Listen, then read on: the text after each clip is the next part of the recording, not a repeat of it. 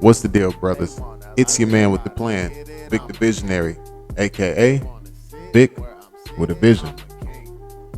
Today's going to be a very tough and abstract subject to discuss, and the reason being is because we were raised to keep these ordeals to ourselves. We were raised to believe that discussing our emotions is a display of weakness. Of course, there's a proper way to heal without victimizing ourselves, and some of you possibly could tell where I'm heading already with this. The subject matter at hand is indeed men's mental health. You see, everyone faces stress and battle life obstacles 24/7. However, we hear quite a bit about our female counterparts' struggles and issues more often without having a chance to fully think about and rectify our own, in which it's not their fault. It's life, and men and women both view it with a totally different perspective. But I digress. Women having a stage and a platform to openly speak about their traumas throughout history is amazing. Everyone has a story that needs to be heard, from equal rights, sexual abuse, and the list goes on. But meanwhile, for us men, it doesn't seem like there's enough outlets to feel vulnerable enough to speak about these topics until it's too late. And a lot of times these incidences turn into hospitalizations, if not suicide. Quick facts: 78% of the world's suicides are men. Suicides are the second leading cause of death for males from the age of 10 through 34, and that's above homicides.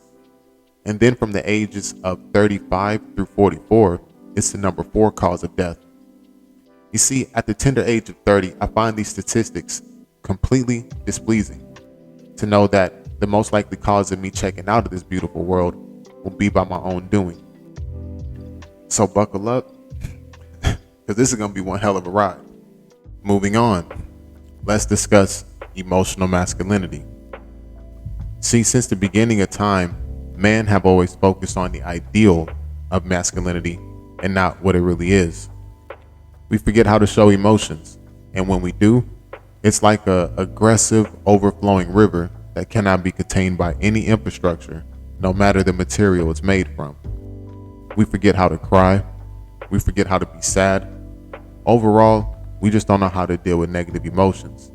We simply take them and put those emotions in our back pocket.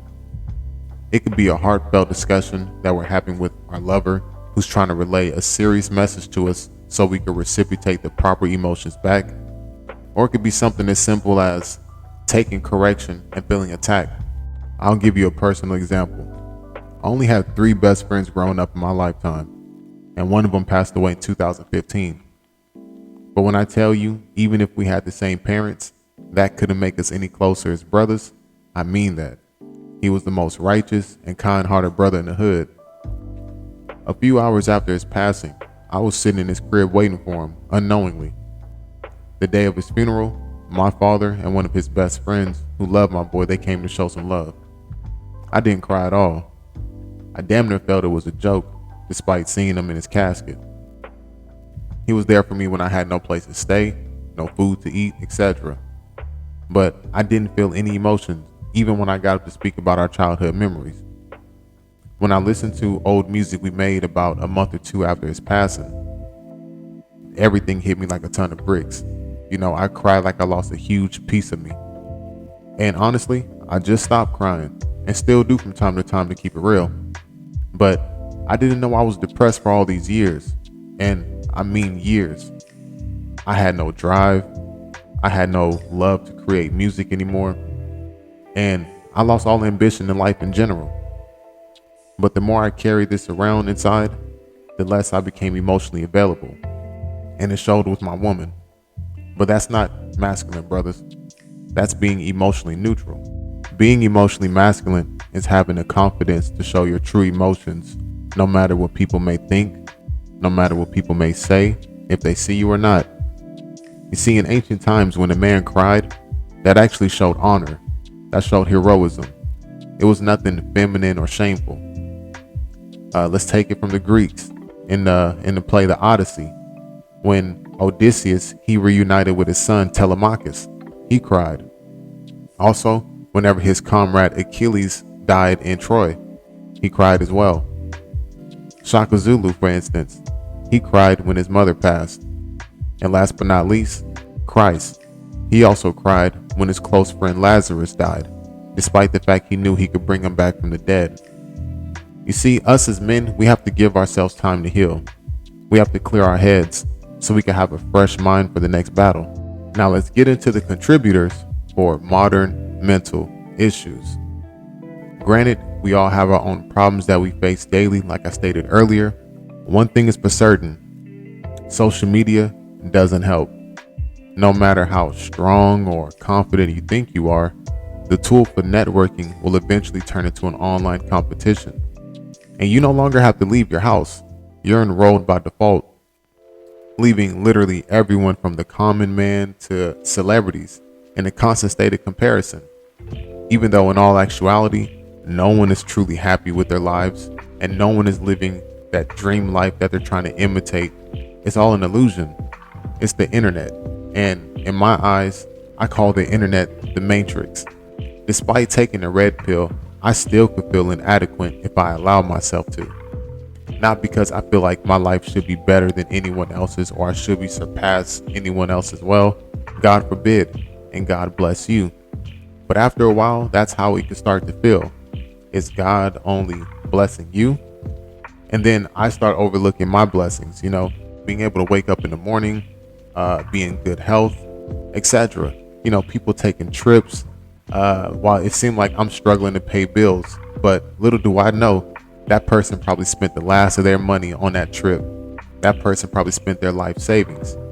You see, that's why I listen to humble music, instead of a lot of this braggadocious tunes that everyone sing along to. I listen to artists like J. Cole, Logic, Big Crit, and my list is super long, so I guess you could just say it's conscious rappers.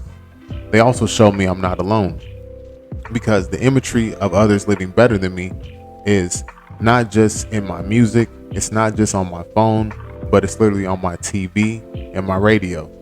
So you got to be humble, man. Stay in a humble place. Now, when it comes down to the contributors, it isn't just the internet, man. It gets deeper than that, like financial difficulties. Financial difficulties practically walk hand in hand with all these viewpoints that I mentioned or that I'm going to mention. You see, men feel since they don't have the funds, that make them appear less attractive in a superficial world. Like if you listen to our music, the internet, movies, financial issues are the most common reason why men commit suicides. Believe me, this is a very dark place. The saddest thing is statistics also show 74% of men thought about ending their lives at least one time before due to financial burden. And I would be a complete liar if I say that thought never crossed my mind as well. That's why I'm stressing to you gentlemen, you are not alone. This is no game, man. A lot of us have women to feed, babies to raise. That's why we do these things out of desperation. When a man is hungry, he is liable to do anything to eat. When it comes down to the stomach, if you think about it, man, the stomach itself is also like a brain. It contains gray matter like the brain, etc. But when it comes down to like the homeless, if you ever looked at the homeless and be like, man, how can they do the stuff that a normal sane person wouldn't do, like scavenger out of a trash can or eat food off the floor? But think about it from the perspective of a brother who never hit rock bottom before, who's finally getting there. Like, he'll probably be to the point of ready to rob, steal, kill, just for a brief temporary relief. But you cannot fold, man. Money comes and money goes. So I got two more key points or contributors before we move on to the solution. So I'm gonna need for you guys to walk with me on this one, because it's gonna get pretty heavy, even for a brother like myself. Nowadays, a lot of people self-diagnose with some sort of drug or alcoholic beverage of their choice so they could try to ease the pain. The most common one that we see is marijuana.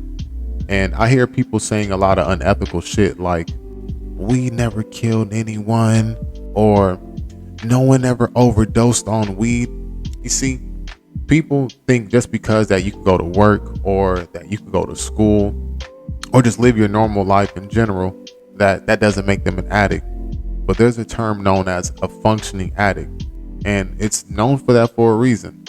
And that's all I see. Me, myself personally, I was in the same exact boat, but I had to, get into a yacht. I had to get out that boat and move into a yacht. You know what I mean? But I don't think I need to speak about any other drugs, like any hardcore drugs like acid, cocaine, pills. For the most part, people know the results of that. And the only reason why I'm sticking to weed is because people proclaim it's the most healthiest and natural drug out there. So, with that being said, weed is also a depressant. It alters your mood. It's very time consuming. You feel like you can't do anything without it. Let's just get down to the nitty gritty. You feel like you can't leave your house without smoking. You feel like once you get to the house, you got to smoke. You feel like you can't eat without smoking. You can't sleep without smoking. Like I said, it's very time consuming, man. And it's a very bad dependency to have on a substance. So with that being said, man, I'm really speaking from experience, and it's a very fucked up way to live your life, man. And this brings me to a crazy point that I wanted to point out about like the whole drug ordeal. The first time I ever did something like below my standards, I was high, and I didn't see anything wrong with it because the majority of my homies who smoked, they did shit way worse than me. But I mean, hold your horses. It's not like I did anything crazy. I didn't steal. I didn't beat somebody's grandmother up. Nothing like that. I just actually had sex with a girl that I normally wouldn't have. And the reason being is because she just wasn't my type. I tried to make up so many different excuses like, oh, it wasn't the weed, it was me. I just chose to do it. But I noticed that was like the first time I ever went below my standards, anything I would ever allow myself to do. And you know what they say about denial, man? Denial is the first steps towards addiction. The reason being is because first and foremost, something dawned on you that to you it felt like it was an issue. And when it came to mind, you had to deny it in the first place, like, oh, no, it wasn't that. So you know how that shit could go, man. But drugs are drugs. I remember this elder Jamaican sister once told me, she was like, weed steals your ambition. Like, she literally told me like that, and I understood exactly what she meant. And I was high when she told me. But can you imagine how far that we would have been as men if our standards didn't drop so low to always be medicated, self-medicated on top of that? We will be in a constant state of evolution. The number 2 reason for men's depression and committing suicide is actually pertaining to women. As humans, we're social creatures, so we yearn for a social group or a partner. But with the importance of the male roles being altered in today's society, we're starting to see our generations is losing touch with one another. Just looking at the marriage statistics alone is mind-boggling enough. 50% of all marriages ends with a divorce. 41% of all first-time marriages ends with a divorce. And this is nothing that I'm making up either. This is literally on the National Center for Health Statistics. It also shows that women are more likely to file for a divorce at an 80% rate. So, if we're speaking about marriages right now, can you imagine a ratio for simple boyfriend-girlfriend relationships? Yeah. You see, as time goes on, women are evolving with their new liberation. So us men, we must evolve as well. We must evolve our standards. We must evolve the type of women that we deal with. Despite there are great women all over, the dating market is fairly scarce for us men and really easy for women. However, we're speaking strictly about the dating market, not about marriage opportunities. You see, as for men, we would actually prefer to have the dating market because it involves sex. As for women, they would actually prefer to have the marriage opportunities because it involves commitment. But women control the access to sex. As for men, we control the status of the relationship. But think of it from a man's position. Dedicating his time and resources into a woman, that within itself could be infuriating to know that she can easily just up and move on to the next random guy. You see, women could easily find a man to have sex with, and a lot of times that could send a caring ex-boyfriend into a place of anguish. For most men, they would actually say finding a good woman is like finding a needle in a haystack. But I would actually make the argument to those men and say, don't put all your eggs in one basket. You just have to stick to your roots, be grounded, be patient, stay focused, and your future will be brighter with your next woman. As for the solution, now, I'm not one of those men who believe we need to make a whole new label or movement to start healing from our mental health crisis. It's as simple as giving yourself a chance to open up and feel the emotions God gave us. If you're sad, close your eyes, digest that feeling, and be like, yo, I'm sad. If you're in fear, do the same exact thing and tell yourself, I'm afraid. So, and what? Do this for every single emotion, even the positive ones. But if these emotions get too big for yourself, and instead of trying to manage every single one alone, speak to good-hearted brothers. Speak to your elders. Like I said before, father figures. And you can even speak to women who truly care about you. This is not an exclusive conversation just for men, because women have things on their chest as well. But learn to know what conversations is best for who. I would not talk to my science teacher about math and vice versa, but the word is nationhood. And nationhood is a vital key for us to heal and self-reflect. We need more men who are not selfish, more men who are not trying to appear and seem more intelligent than next, but sincere men who truly care. The birth of a nation starts with the men, because we must lead. Then we teach the importance and how important our women are. And then on top of that, our women, they follow right back down, and then they teach our children. They show our babies. And this will continue for generation to generation and many more generations to come. So I do appreciate everyone for taking the time out, watching episode 3 of the RMP, better known as the Regular Man's Podcast. And like I said before, man, I don't believe any of us are indeed regular. Stay blessed. Yeah. And as for an exiting disclaimer, the main reasons why I created this podcast is to be one of the first young men to stand firm and claim the real, to let brothers like you know that you're not alone, and it doesn't matter who you are, what situation you're in. I don't see you as any lesser of a man. And I hope it's vice versa. Granted, society have taught you to view me in a certain light or judge me off of my bank account, what kind of clothes I wear, what kind of car I drive. While us men are not supposed to complain about these things, but adapt to the time. But who's to say I'm not adapting? To put myself on the front line for all men alike, to tell the world that this way of thinking is very shallow and it isn't healthy for our generations to come.